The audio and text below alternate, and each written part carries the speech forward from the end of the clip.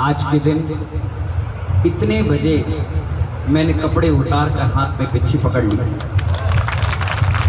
उस समय का मौसम बड़ा गर्म मौसम था। नागपुर वैसी संतरे के लिए मशहूर है। नागपुर मनोज भाई आपके ससुराल है तो हमारी भी दीक्षा स्थली है। मोठे मंदिर आदिनाथ भगवान के सबसे प्राचीन मंदिर। सुबह सुबह धोती दुपट्टा पहनकर मैंने भगवान का वो मस्तक किया। मैंने कहा भगवान आज कर रहा हूं, फिर जिंदगी में पता नहीं कब मिले चाहे ना मिले। आज जी भर के अभिषेक करूंगा। और संतरा बाहर बेच रहा था एक व्यक्ति। मैंने कहा कितनी पवित्र स्थल है ये, संतरे बेचने वाला संतरे कह रहा है और नाम भी संत लिख दिया और तरने के लिए रास्ता दे दिया। यह संत गुरुजी ने कहा ये संतरा मुझे दिख रहा है, इसी नाम से सबके नाम रखूंगा। तो उन्हें बिलसंत, बिकसंत और बेहसंत तीन ही संत बनाए। अपने पूरे कैरियर में 400 साधुओं के बीच में तीन ही संत बनाए और तीन में से एक उपाध्याय बेहसंत सागर तुम्हारे सामने।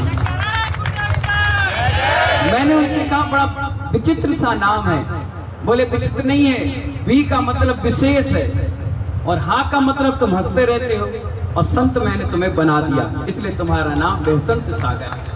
महानुभाव उनकी बड़ी अनुकंपा हम पर बहुत बरसी है। पूरे 400 साधुओं के संग में सबसे लाडला, सबसे प्यारा उन्होंने मुझे समझा। इसलिए अपनी जन्म नगरी का पंचकड़ा का युग प्रतिक्रमण साधु सम्मेलन उन्होंने सबसे छोटे संत को दे दिया, जाओ तुम्हें करवाना है।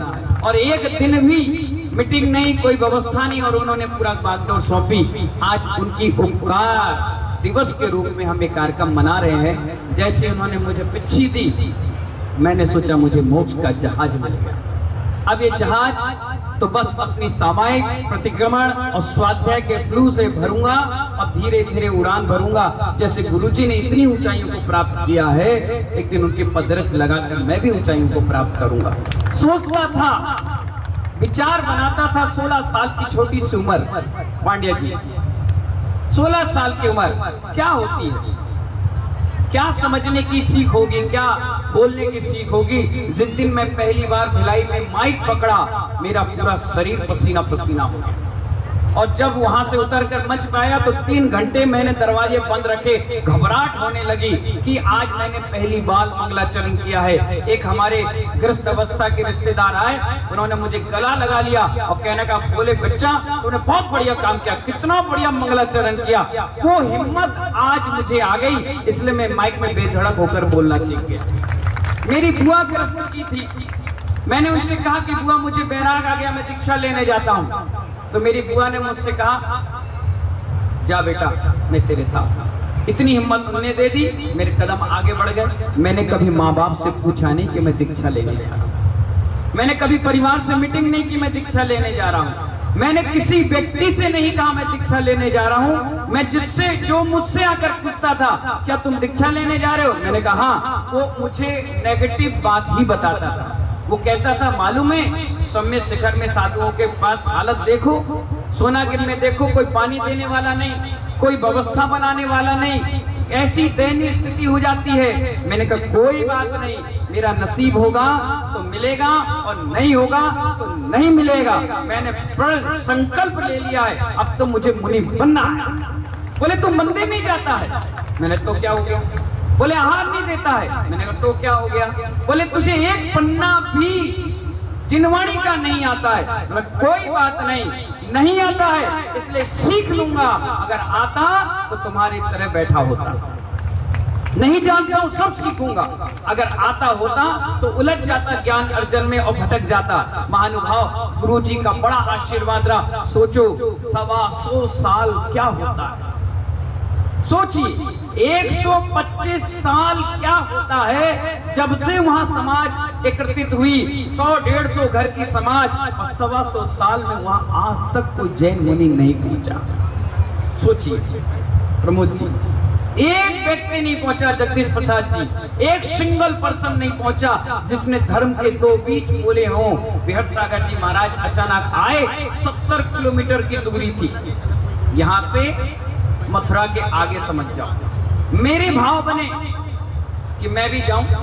रोज ड्यूटी लगती थी, चलो 2 दिन के लिए 10 लोग को जाना है बिहार कराने, 2 दिन के लिए 10 लोग को तुम्हें जाना है, तुम्हें चौका लगाना है।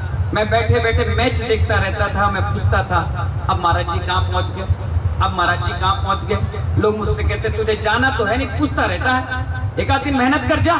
तो मैंने कहा ठीक है। तो घर की ट्रक थी, ट्रक पे सवार हुए, 150 लोगों को बलुआ करते हुए ले गए। और ट्रक से जैसे ही मैं ऊपर से कूदा नीचे और वहां महाराज का पड़गान हुआ, बस वही जीवन का टर्निंग पॉइंट हो गया, वही जीवन का टर्निंग पॉइंट हो गया। मैंने तो कही बाप रे, इन्हें तो कपड़े ही नहीं पहने। जीवन में पहली बार साधु को देखा था। मैंने कही भगवान नंगे भी और हंस भी रहे।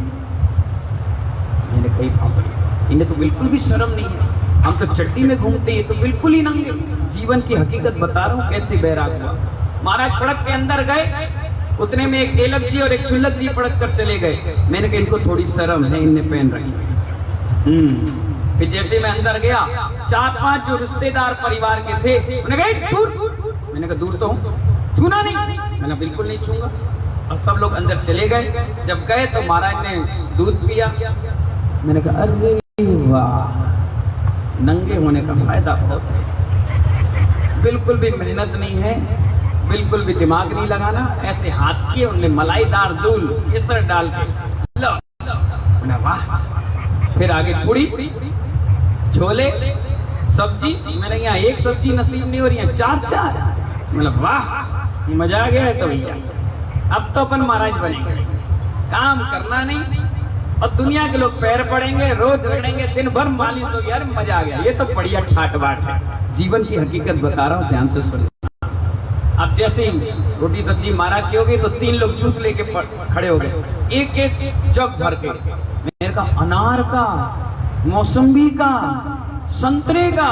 महाराज करे तो करे कनक से ले लो, थोड़ा सा ले लो, थोड़ा सा ले लो। अब महाराज बोले चलो ठीक है, एक ले लिया उन्हें, एक अंजलि। उन्होंने कहा और ले लो, और ले लो। यही चलता रहा। मैंने कहा इतना मना के खिलाया जाता है, अरे मजा आ गया। फिर आई गुलाब जामुन की बारी। मतलब ये भगवान अब मीठा भी खिलाएंगे। और एक लिया महाराज ने, उन्होंने मना किया, उन्होंने और जबरदस्ती 3-4 खिला दिए। मैंने कहा ये तो काम बहुत बढ़िया है। अपन ने दादा का हाथ पकड़ा था, हमने कहा दादा तुम घर जाओ, अपन महाराज बन गए। मारेंगे तो चाटक हाथा है नहीं, दिन भर ढोल ढटूरा उदम बाजी और महाराज बनेगा। अब मैं उधर से घूम के उधर गया। थोड़ी देर के बाद एक महाराज जी ऊपर बैठे और केस क्लोज कर रहे हैं। मैंने ये बाप रे, यहाँ खिला रहे, यहाँ निकलवा रहे, अरे अपना प्लान कैंसल, अपन नहीं बन रहे। दादा मैंने कहा बेटा देख लो ऐसे बनना पड़ता है, खाना पीना नहीं मत देखो। समाज नींबू की तरह निचोड़ती है, चाहे उपास हो, त्याग हो। 20 किलोमीटर चल कर भी आओ यतीम जी, तो भी लाके माइक लगा देती है, हम तो खा के आ गए, अब तुम बोलो। इसलिए आज सुबह हमने पहले हार कर लिया। अंडे जी हम सुबह करके फ्री बैठे, अब दिन भर नचो, हमें क्या करना, बाबा यहाँ जाप करे, अपनी जाप कर रहे, हमें टेंशन नहीं है। तो महानुभाव ये सब दृश्य देखने के बाद मैं गया उन महाराज जी के पास और वो बाल को उठाकर देखा। मैंने सोचा नकली तो नहीं लगाए, मैंने उस रात को सुना, मैंने कोई केमिकल तो नहीं लगाए। और वो फटाफट खींच रहे। मैंने कहा ये भैया ये तो बड़ी तपस्या है। जब कमरे में पहुंचा तो फिर मन में समझाया अपने आप को, भैया खाना पड़ेगा तो तपस्या भी करना पड़ेगा। महाराज ने प्रवचन दिया, कहा कि अगर समाज की 2 रोटी खाते हो तो 4 बातें सुनने की ताकत रखना, तब तो साधु बनना, नहीं तो तुम साधु मत बनना। मैंने सब दृश्य को देखने के बाद जो हमारे साथ लोग चले थे, मैंने कहा एक काम करो, आप सब लोग घर निकलो, मैं अब घर नहीं जाऊंगा। सब कहने लगे क्यों नहीं जाओगे, क्या हो गया? मैंने कहा मैं महाराज बनूंगा और मेरा मूड अब हो गया अपसेट, अब मुझे महाराज ही बनना है। चप्पल उतारी, गाड़ी में फेंक दी, पेंट शर्ट उतारे फेंक दिए और एक धोती दुपट्टा पहन लिया। और मैं उस दिन से आज 24 साल हो गया, घर लौट कर ही नहीं गया। जैसे 5 किलोमीटर चला, आशुतोष पंडित जी, अरुण पंडित जी, सिर्फ 5 किलोमीटर चला, इतने बड़े बड़े छाले पड़ गए।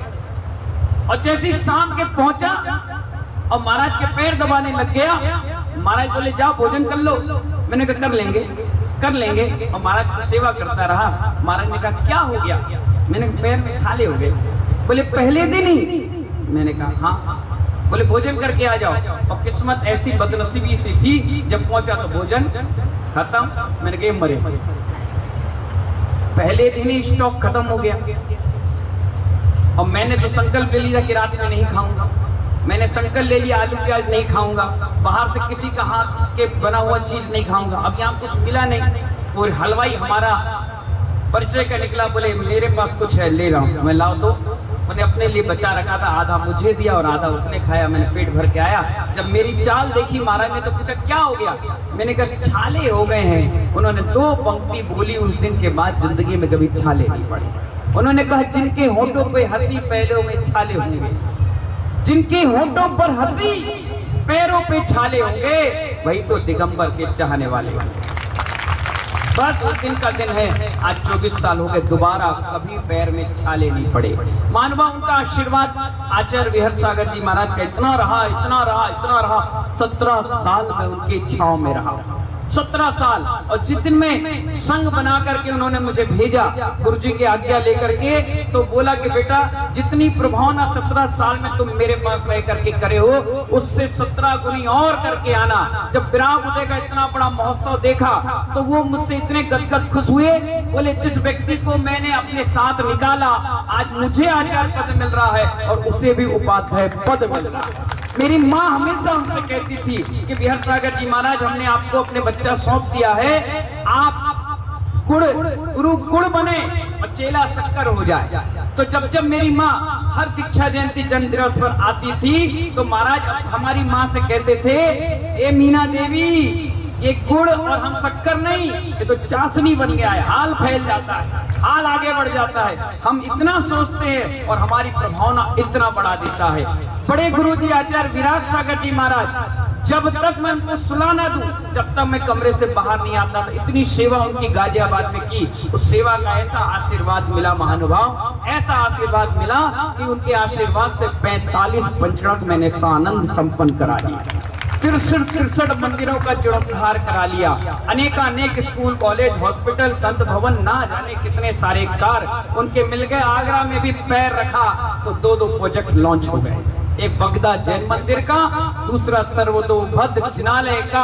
और जैसे ही सेक्टर 4 में कदम रखा तो सामने एक भवन इन्होंने दिखा दिया कि महाराज जी आपका सानिध्य रहेगा तो आने वाली दीपावली तक इसका भी उद्घाटन हम करवा देंगे। पहला आहार मैं उसमें करके ही आ गया। मैंने कहा हो गया उद्घाटन, जाओ। अब बड़ा बिल्डिंग और आगे काम बढ़ाओ। महानुभाव सेक्टर 7 में पहुंचा तो उन्होंने भी अपने प्रोजेक्ट बता दिए। कहने का मतलब ये है कि जहां जहां जाता हूं गुरु जी का आशीर्वाद उससे पहले मेरे मस्तक पर लग जाता है। आज सुबह भी वो अमरावती से आगे मुक्तागिरी की ओर विहार कर रहे हैं। दीदी का खबर आई कि आज आपकी दीक्षा दिवस है। मैंने कहा हाँ दीदी। बोले गुरु जी आपको बहुत बहुत आशीर्वाद दे रहे हैं।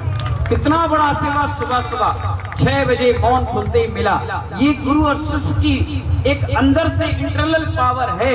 हम आंख बंद करते हैं उनका आशीर्वाद मिलता है। अगर महीने 1.5 महीने कोई खबर ना पहुंचाऊं तो वो खुद पूछते हैं हमारे महाराज के क्या हाल चाल है। हमारे शब्द लेते हमारे, यानी उनके दिल में कहीं ना कहीं उपाध्याय वैष्णव सागर ने भी जगह बना रखी है। कई बार मुझसे कहते हैं कि तुम अगर हमारे इस संघ में आ जाओगे तो हमारा आधा बोझ हल्का हो जाएगा। मैंने कहा ऐसा क्यों? बोले आने से पहले तुम सारी व्यवस्थाएं अपडेट कर दोगे। तुम्हारा नाम मेडिटेशन नहीं मैनेजमेंट गुरु है।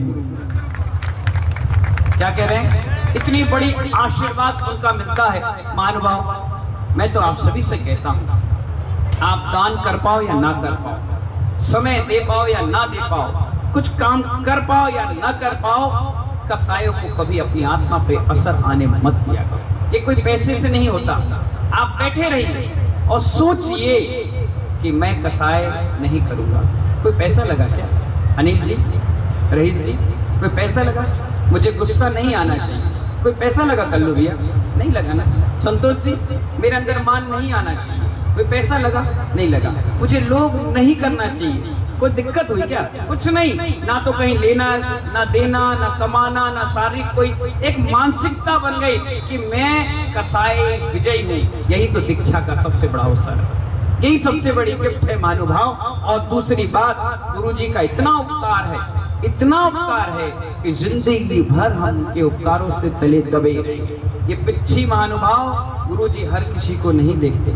पात्रता रहती है, व्यवस्था रहती है। सोचिए 24 साल हो गए हमें ब्रह्मचर्य का पालन करते हैं, और ब्रह्मचर्य भी वो ब्रह्मचर्य है बाल ब्रह्मचारी।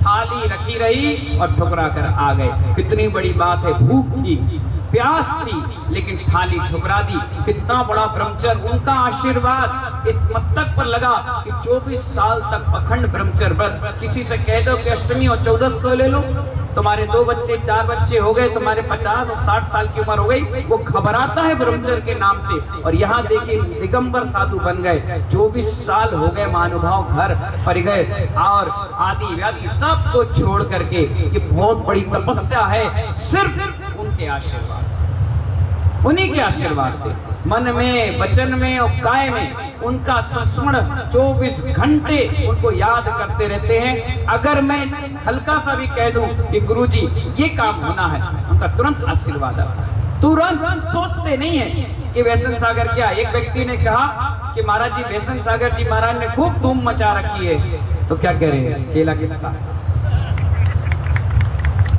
क्या कहा, क्या बोला उन्होंने? कितनी बड़ी शब्द, कितना गहराई कहा।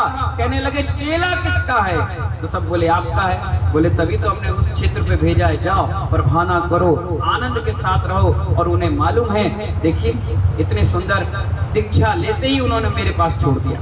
बोले जाओ, तुम्हारी समाधि संलेखना, तुम्हारी सेवा, तुम्हारी भैया व्यक्ति अब महाराज के पास होगी। 53 किलो के आए थे, 61 किलो का बना दिया। कितने किलो के आए थे? 53। और कितने बना दिया? हंसते मुस्कुराते। कोई मैंने ठूसा थोड़ी ना रोटी, ना कोई मैं तेल मालिश करके वजन बढ़ा दिया, नहीं। खुश रखता हूँ, आनंदित रहता हूँ, प्रसन्न रहते हैं। इसी चीज को देखकर आपके कमला नगर के प्रमोद कुमार जी आरसीएम बार बार मुझसे कह रहे थे कि महाराज श्री, अगर आप चातुर्मास कर लें तो मैं भी घर परिवार छोड़कर आगे बढ़ने के लिए आपसे प्रेरणा लूंगा। मैंने कहा ऐसा क्यों? बोले आपके अंदर जो बुजुर्गों की सेवा है, मैंने अपने बाप की सेवा नहीं की, मैंने अपने दादा की सेवा नहीं की, मैंने अपनी माँ और दादी की सेवा नहीं करी, ना मैं कोई अपने परिजन की सेवा करता हूँ। लेकिन साधु बनने के बाद जो इस छतरी के नीचे आता है संयम की, उसकी अंत तक नमोकार मंत्र सुना सुना कर समाधि संलेखना करके सेवा करके 100 दीक्षाओं का फल कमा। 22 लोगों की मैंने समाधि संलेखना कराई, 400-500 लोगों की संलेखना पर देकर। जब कोरोना काल चला तो उन लोग की भी समाधि संलेखन, अभी भी किसी के घर चला जाता हूँ और उनको संबोधन देकर आता हूँ कि कम से कम एक जीव का कल्याण तो हो, कैसे भी हो, संयम ले चाहे ना ले, कम से कम। तो सब उद्बोधन अगर चले गए तो जैसे सांप तरकर धरने पद्मावती बन गए, कुत्ता मरकर चक्रवर्ती जैसा बन गया, और गाय और बैल मर के सुग्रीव बन गए। ना जाने कौन सा ऐसा जीव आज के नमोकार मन से कल का भगवान आत्मा बन जाए। तो इन्हीं मंगल भावनाओं के साथ सेक्टर 4 कोई प्रोग्राम नहीं था आने का, कोई सिस्टम ही नहीं था। घूम रहे थे बढ़िया आराम से धर्म प्रभावना करते हुए। पूरी कमेटी पहुंची, बार बार पहुंची, और किसके लिए पहुंची? चातुर्मास के लिए। मैंने कहा चातुर्मास? बोले आज तक जयपुर हाउस के बाद इस पूरी शैलियों में 6 मंदिर हो गए महाराज श्री, कम से कम 1000 जैन परिवार यहाँ बस गए हैं, लेकिन आज तक कभी जैन शांति का चातुर्मास नहीं हुआ है। हम चतुर्मास के लिए प्रयास कर रहे हैं। मैंने कहा चलो अपन देख कर आते हैं, अच्छा लगा तो यही चातुर्मास, और बहुत अच्छा लगा तो सीधे बिहार। अब किसी को रुलाए थोड़ी ना, 2 मिनट। तो मैंने कहा ठीक है, तो उन्होंने कहा ठीक है तो अपन चलते हैं। तो मैंने कहा 22 तारीख को पहुंचेंगे, 24 तारीख को हम 21 साल के कंप्लीट हो जाएंगे। मुझे नहीं मालूम था कि सेक्टर 4 वाले इतना सुंदर व्यवस्था बना लेंगे। अगर इनको पहले पता चलता तो ना जाने ये जगह बहुत छोटी पड़ जाती और बड़ी जगह लेना पड़ता, लेकिन इनका दिल बहुत बड़ा है। इस मंदिर की वो भी व्यवस्था मैंने देखी है जब हुसैन वाले बाबा इतनी सी कोठरी में रहते थे, 4 लोग घुस पाते थे, 5 व्यक्ति के लिए जगह नहीं थी। तब भी इसका शिलान्यास करके गया, इसी जगह कार्यक्रम करके गया। पंचकणाक हुआ, कार्यक्रम हुआ, बड़ा अतिशयकारी मंदिर। आज 200 गज का प्लॉट भी इसी मंदिर के अंतर्गत ले लिया गया है, बिल्कुल सामने है। आने वाले समय में 3 मंजिल का भवन बनकर तैयार होगा। आने वाले समय में साधु रुकेंगे, प्रवचन होगा, आहार होगा, व्यवस्थाएं बनेगी। समाज बहुत है। आज हमारे एक भैया साथ में रहते हैं, वो कह रहे थे, बोले महाराज जी बड़ा अच्छा लग रहा है यहाँ पर। मैंने कहा क्यों? बोले इतना भक्ति है, इतने सारे लोग आहार दे रहे हैं, बड़ा अच्छा लग रहा है, बहुत बढ़िया लग रहा है। मैंने सोचो हम छोटे लोग को स्थान नहीं देते हैं, जबकि चवन्नी मिलकर ही रुपया बनता है। और आज के समय में भी जब कलश स्थापना होती है तो पंडित जी 1.25 रुपए लिखते हैं, 1 रुपए तो मिल जाता है, चवन्नी कभी नहीं मिलती। और जब चवन्नी मिलती है तभी वो कलश का सगुन होता है। इसलिए महानुभाव छोटे छोटे लोगों को जोड़ करके ये उपाध्याय व्यसन सागर बहुत बड़ी माला बनाता है। इसलिए जहां भी चातुर्मास करते हैं वहां पर पहले 2.5 महीने सिर्फ ज्ञान अर्जन चलता है, तपस्या चलती है, और 2.5 महीने के बाद जो समय बचता है वो धर्म की प्रभावना के लिए सौंप देते हैं कि हाँ तुम 5 दिन, तुम 10 दिन, तुम 1 महीना, तुम 15 दिन, तुम 8 दिन, जिसको मुझसे ले जाना है समय ले जाओ। क्योंकि आने वाले समय में 12 से 17 नवंबर सुधीर जी कहाँ हैं? हाँ, बगदा में चंदा प्रभु जिनबिम पंचकणाक प्रतिष्ठा और मान स्तंभ की प्रतिष्ठा के साथ संपन्न कार्यक्रम होना है। उसके जस्ट बाद सीधे बिहार होगा। तो मैनपुरी में 6 दिसंबर से 11 दिसंबर पंचकणाक होना है। फिर वहां से बिहार होकर के पहुंचूंगा गोहद में फरवरी में पंचकणाक होना है। फिर वहां से सीधे बिहार करके आऊंगा आगरा, तो सर्वतोभद्र जिनालय का पंचकणाक होना है। कंटिन्यू कार्यक्रम लगा पड़ा है, कहीं से कहीं तक टाइम नहीं है। इसलिए 4 महीने चतुर्मास के पता नहीं कहाँ कर लूं। मूड है, पुण्य है, नसीब है, जो सबसे ज्यादा उदम मचा रहा है, पता चला वो रह जाए और दूसरा कहीं झोंक कर ले जाए। 19 साल के बाद मैंने करहल में चातुर्मास किया, भोपाल में पहली बार किया, डबरा में 20 साल के बाद हुआ, और महानुभाव इटावा में 13 मंदिरों का एक साथ जीर्णोद्धार हुआ। हर जगह जहां भी गया नए नए प्रोजेक्ट, नए नए आयाम देता चला गया।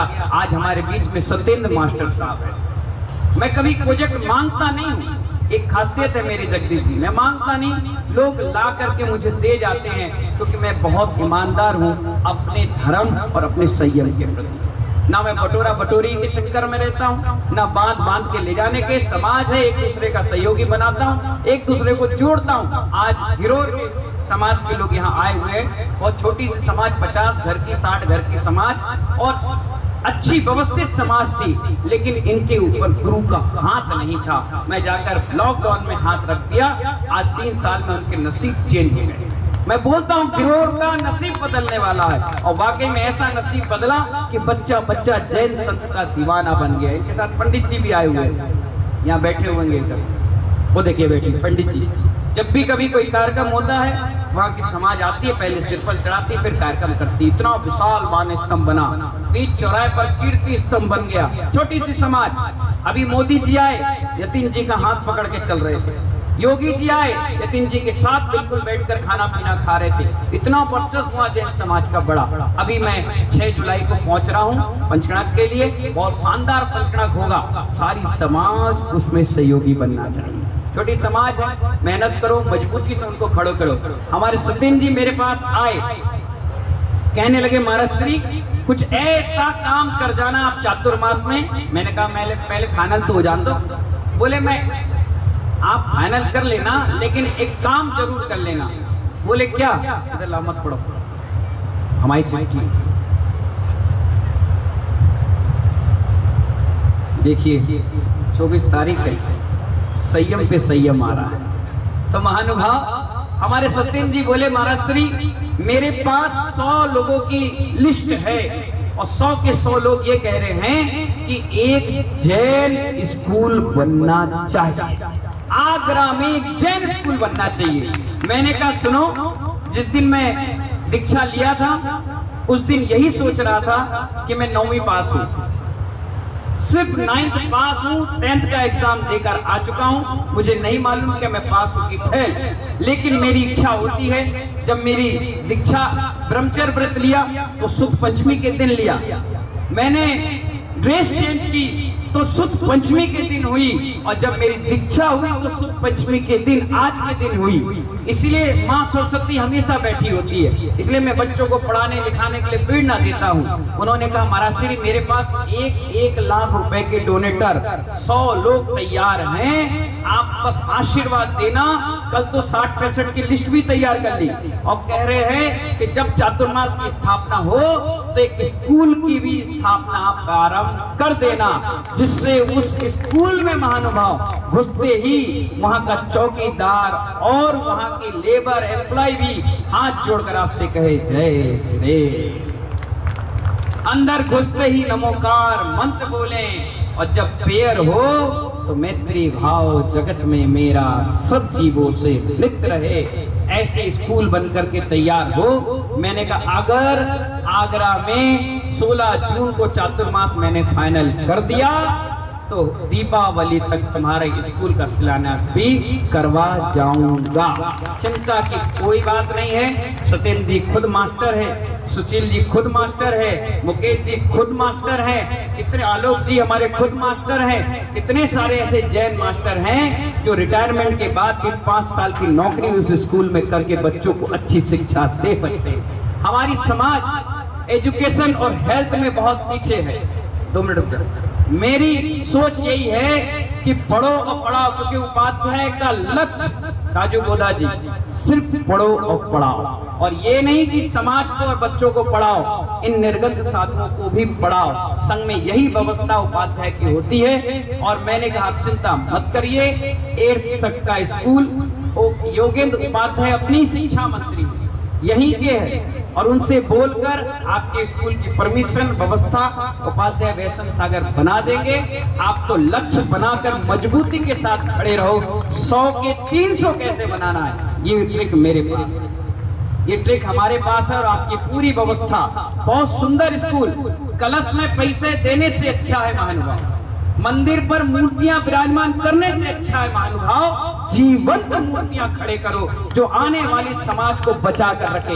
बच्चे विजाति संबंध करें, भाग के शादी करें तो अगली बार ये पंडाल सुशील जी देखना किराए के आदमी से भरना पड़ेगा, समाज खत्म हो जाएगी। इसलिए अपनी पढ़ाई लिखाई एजुकेशन को हेल्थ और ये शिक्षा के आलय में खर्च करें, जिससे ज्यादा से ज्यादा उसकी व्यवस्था बन पाए। इन्हीं मंगल भावना